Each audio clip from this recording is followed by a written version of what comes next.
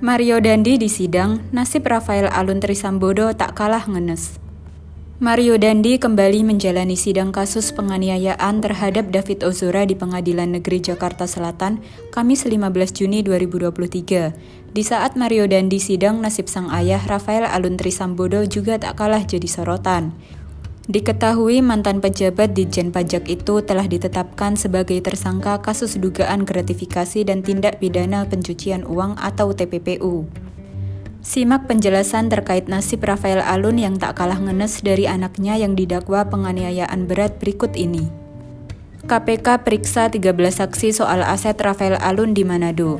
Kabar terbaru menyebut Komisi Pemberantasan Korupsi atau KPK memeriksa 13 saksi untuk mendalami kasus gratifikasi dan TPPU Rafael Alun. Pemeriksaan puluhan saksi itu berlangsung di Polda Sulawesi Utara pada Selasa 13 Juni 2023 kemarin. Sebelumnya, KPK mengklaim kembali menemukan jejak aset Rafael Alun di Manado.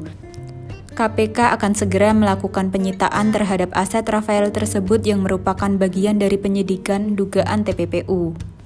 PLT Deputi Penindakan KPK Asep Guntur mengungkap besaran nilai pencucian uang yang diduga dilakukan Rafael Alun menembus 100 miliar rupiah. Selain itu, ada aset lain diduga milik Rafael yang juga tengah diteliti oleh penyidik KPK.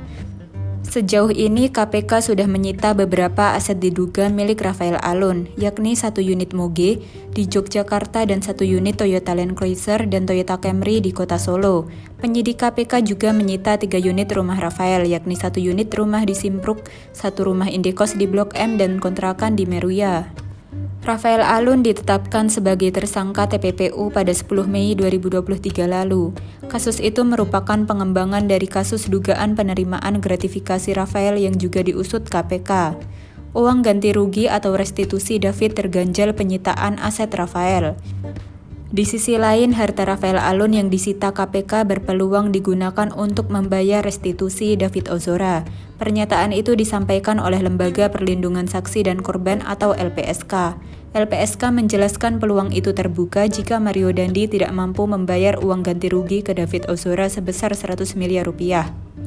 Jika Mario Dandi tak mampu membayar, maka restitusi akan dibebankan pada orang tuanya yakni Rafael Alun.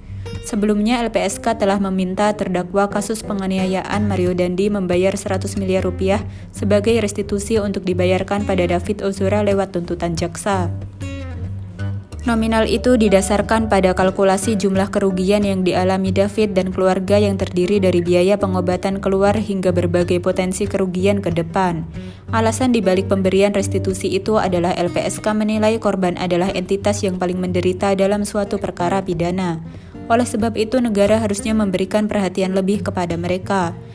Namun, LPSK belum bisa memastikan nilai restitusi yang akan diambil dari harta Rafael yang sudah disita KPK tersebut.